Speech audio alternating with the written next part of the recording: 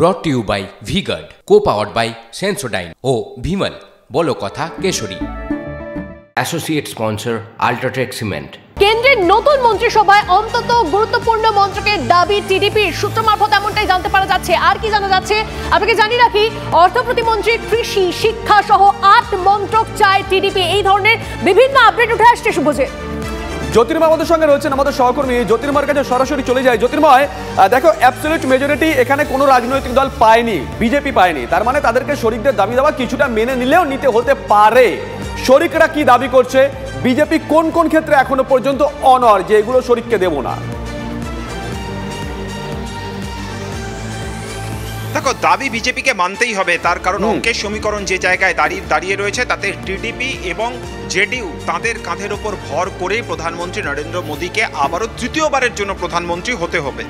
একটা বিষয় স্পষ্ট, নরেন্দ্র মোদী তিনি শুধুমাত্র তার গত 10 বছরের প্রধানমন্ত্রীর অভিজ্ঞতা নয়, তার রাজনৈতিক জীবনে মুখ্যমন্ত্রী থাকাকালীনও তাকে কখনো কোনো শরিকদের উপর নির্ভর করতে হয়নি। তার রাজনৈতিক জীবনে প্রথমবার এই চ্যালেঞ্জ, ফলত তিনি কিভাবে সামলাবেন তা নিয়ে একটা বড় প্রশ্ন থেকেই যাচ্ছে। কিন্তু যেটা গুরুত্বপূর্ণ বিষয়, প্রায় 10টির কাছাকাছি গুরুত্বপূর্ণ মন্ত্রক, বলা যেতে পারে প্রথম সারির মন্ত্রক, যে মন্ত্রকগুলোর উপর নির্ভর করে যে কোনো সরকার পরিচালনা করা হয়, সেই মন্ত্রকগুলোই শরিক দলগুলি চাইছে। এবং তার মধ্যে যদি আমরা উল্লেখ করি, তার মধ্যে যেমন কৃষি রয়েছে, তার মধ্যে নীতিন গাডকারির হাতে থাকা সড়ক পরিবহন রয়েছে, তার মধ্যে গ্রামোন্নয়ন রয়েছে, তার মধ্যে আমরা নগরোন্নয়ন রয়েছে, একাধিক শিক্ষা, স্বাস্থ্যের মতো গুরুত্বপূর্ণ মন্ত্রক এই মুহূর্তে শরিকরা চাইছে।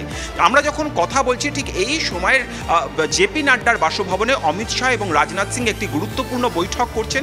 সূত্র মারফত যে খবর আমরা পাচ্ছি যে শরিকদের এই দাবি দেওয়া মেটাতে বিকল্প কি প্রস্তাব দেওয়া হবে সেই বিষয় নিয়েই কিন্তু এই মুহূর্তে একটি আলোচনা হচ্ছে এবং একটি খসড়া তালিকা বা একটা বিকল্প পথ বের করার চেষ্টা হচ্ছে। কিন্তু যেটা সব থেকে বড় কথা তা হচ্ছে টিডিপি এই মুহূর্তে তারা স্পিকারের পদ চাইছে, যেটা কোনোভাবেই কিন্তু বিজেপি দিতে চায় না। ফলত কি পথ বের করা যায় সেই নিয়ে এই মুহূর্তে বৈঠক চলছে। বেশ নজর থাকবে, নজর রাখো। শরিকদের দাবি দেওয়া কি হয় এবং বিকল্প কি পথ নেয় বিজেপি অবশ্যই নজর রাখতে হবে। কারণ দেখুন, শরিকদের উপর ভরসা রাখতেই হচ্ছে সরকার গড়তে বিজেপিকে। তাই জন্যই সূত্রের খবর, বাংলায় মন্ত্রিসভার বাংলার মুখ কমবে, এই খবর আমরা পাচ্ছি। বাংলা থেকে তাহলে ঠাঁই হতে পারে কতজনের, সমস্তটাই জানবো। আমাদের প্রতিনিধি আমাদের সঙ্গে রয়েছেন, রাজা চট্টোপাধ্যায় আমাদের সঙ্গে রয়েছেন। রাজা, অভিজিৎ গঙ্গোপাধ্যায় তার সম্ভাবনা কতটা থাকছে এবং মন্ত্রিসভায় বাংলা থেকে মুখ কারা?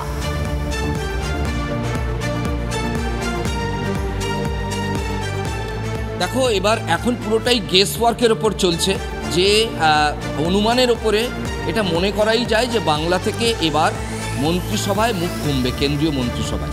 কিন্তু ডেফিনিট যেটা বলা যায় সেটা হচ্ছে কতজন। এখন যেটা আমরা খবর পাচ্ছি, মেরে কেটে 2 জন, 3 জন হওয়ার সম্ভাবনা অত্যন্ত কম। তার কারণ শরিক, যেটা এক্ষুনি জ্যোতির্ময় বলছিল যে শরিক দলের এত চাপ আছে, এমনকি চাপটা শুধু বড় শরিক 2 জন মানে মেজো এবং তারপরের শরিক মানে চন্দ্রবাবু নাইডু এবং নীতিশ কুমারের দলের এমন নয়, যার 5টা আছে সাংসদ, তার তরফ থেকেও চাপ আছে। তার কারণ তারা বিলক্ষণ জানে যে এবার সরকারের ফরমেশনটা এমনভাবে হচ্ছে, কাল যেটা লাগাতার বলছিলাম, যে যার কাছে যে দলের হাতে 3 জন সাংসদ আছে এনডিএ শরিকের, তারাও কিন্তু এবার সরকারকে, বিজেপিকে চাপে রাখবে যে আমাদেরও একটা ভালো মন্ত্রিত্ব দিন, নইলে আমরা ইন্ডিয়াতে চলে যেতে পারি, এরকম সম্ভাবনা তারাও দেখাতে পারে। এক কথায় ব্ল্যাকমেল পলিটিক্স যেটাকে বলে, সেটা হওয়ার সম্ভাবনা আছে অন্তরালে, আড়ালে। এবার প্রশ্ন হচ্ছে, বাংলায় 12 জন জিতেছেন। দেখো, একটা বাস্তব অভিজ্ঞতা, যখন বাংলায় 18 জন সাংসদ ছিলেন, তখনই বা বাংলা থেকে কতজন মন্ত্রী দিয়েছে কেন্দ্রীয় মন্ত্রিসভায়? বা তখন 4 জন দিয়েছে ঘুরিয়ে ফিরিয়ে 2 বছর 4 জনকে, তারপরে আরো তার 2 বছর পর বদলে দিয়ে আবার সেই 4 জনকে 3-4 জনকেই দিয়েছে। ফলে বাংলা থেকে পূর্ণমন্ত্রী কিন্তু যখন বিজেপির রমরমা ছিল 2019-এ 18 জন, তখনও হয়নি। তাহলে এখন তো বাস্তব অভিজ্ঞতা এটাই বলে, যুক্তি এটাই বলে যে 6টা সিট যখন কমে গেছে, তাহলে বরাদ্দ কমে যাবে বাংলার কেন্দ্রীয় মন্ত্রিসভায়। এখন অভিজিৎ গাঙ্গুলির নামটা এই কারণেই ভেসে পুরোটাই বোঝা যাচ্ছে রাজা, এখন পুরোটাই স্পেকুলেশনের উপর। তবে কাঁটায় একদম সংখ্যার হিসেব চলছে, তার কতটা জায়গা হয় অবশ্যই আমাদের নজর থাকবে। বাংলাতে কতজন মন্ত্রী বা পূর্ণমন্ত্রিত্ব পান নাকি প্রতিমন্ত্রিত্ব পান, কতজন যায়, সেটা অবশ্যই আমাদের নজর থাকবে। এদিকে গতকাল দুটো বৈঠক আমরা দেখেছিলাম, দিল্লিতে হয়েছিল 2টো বৈঠক, একটা এনডিএর একটা ইন্ডিয়ার। কিন্তু আজকে সকালে একটা অন্যরকম বৈঠক, যে বৈঠক নিয়ে নতুন করে অনেকগুলো প্রশ্ন জাগছে। দিল্লিতে অখিলেশ যাদবের সঙ্গে বৈঠক অভিষেক বন্দ্যোপাধ্যায়ের। প্রায় ৪৫ মিনিট চলে বৈঠক। ইন্ডিয়া জোটের সমান্তরালে আঞ্চলিক শক্তিকে ঐক্যবদ্ধ করার কোনো প্রচেষ্টাতেই কি এই বৈঠক? বৈঠক শেষে অভিষেক জানিয়েছেন এটা নেহাতি সৌজন্য সাক্ষাৎ। অখিলেশ যাদবের সঙ্গে বৈঠক অভিষেক বন্দ্যোপাধ্যায়ের। জ্যোতির্ময় আমাদের সঙ্গে রয়েছেন আমাদের সহকর্মী। জ্যোতির্ময়, কারা দুজন বৈঠক করলেন? না তারা দুজন বা সেই দুটো রাজনৈতিক দলের শীর্ষস্তরের নেতা যারা একটা সময় ঠাড়ে ঠোরে বুঝিয়ে দিয়েছিলেন জোটে কোনো মতেই কংগ্রেসের দাদাগিরি মানা হবে না। জ্যোতির্ময়, দেখো, আমি এই মুহূর্তে দাঁড়িয়ে রয়েছি 183 সাউথ এভিনিউতে, অর্থাৎ অভিষেক বন্দ্যোপাধ্যায়ের বাসভবনের সামনে দাঁড়িয়ে রয়েছে। আমি প্রথমেই জানিয়ে দিই, যে সময় আমরা কথা বলছি এই মুহূর্তে 183 সাউথ এভিনিউর ভেতরে রাঘব চাড্ডা এবং আম আদমি পার্টির সাংসদ সঞ্জয় সিং তারা অভিষেক বন্দ্যোপাধ্যায়ের সঙ্গে দেখা করতে এসেছেন। অভিষেক বন্দ্যোপাধ্যায়ের সঙ্গে তাদের এই মুহূর্তে বৈঠক হচ্ছে। কিছুক্ষণ আগেই রাঘব চাড্ডা গিয়েছিলেন মহারাষ্ট্রের শিবসেনার অন্যতম গুরুত্বপূর্ণ নেতা বলা যেতে পারে উদ্ধব শিবিরের সেকেন্ড ইন কমান্ড সঞ্জয় রাউতের বাড়িতে। ফলত আবার তারপরেই তারা ছুটে আসছেন অভিষেক বন্দ্যোপাধ্যায়ের বাড়িতে। ৪৫ মিনিট অখিলেশ যাদব এবং অভিষেক বন্দ্যোপাধ্যায়ের বৈঠক হয়েছে। 9:42-এ অভিষেক বন্দ্যোপাধ্যায় তিনি অখিলেশ যাদবের বাসভবনে পৌঁছেছেন। তিনি প্রায় 10:30টার কাছাকাছি তিনি বেরিয়েছেন, অর্থাৎ ৪৫ মিনিটের বৈঠক। অভিষেক বন্দ্যোপাধ্যায় মুখে জানাচ্ছেন সৌজন্য সাক্ষাৎ, কিন্তু যে প্রশ্নটা অত্যন্ত জোরদার হয়ে উঠছে তা হচ্ছে যে আঞ্চলিক দলগুলো তাদের নিজেদের মধ্যে এই কথাবার্তা সেটা কি নেহাত একে অপরের সঙ্গে শুধুমাত্র সম্পর্ক আরো মসৃণ করে তোলা, আরো জোরদার করে তোলা, নাকি এই মুহূর্তে যেটা খুব প্রাসঙ্গিকভাবে প্রশ্ন হিসেবে সামনে আসছে তা হচ্ছে আঞ্চলিক শক্তিগুলোকেও সমান্তরালভাবে আরো কতটা জোরদার করা যায়, আরো কতটা মজবুত করা যায়, সেই প্রচেষ্টাতেই এই বৈঠক। তার কারণ যেভাবে দিল্লির মাটিতে নেতারা একে অপরের বাড়িতে যাচ্ছেন, যেভাবে বৈঠক করছেন, যে কথা আমি জানালাম, এই মুহূর্তে সঞ্জয় সিং এবং রাঘব চাড্ডা অভিষেক বন্দ্যোপাধ্যায়ের সঙ্গে আলোচনা করছেন।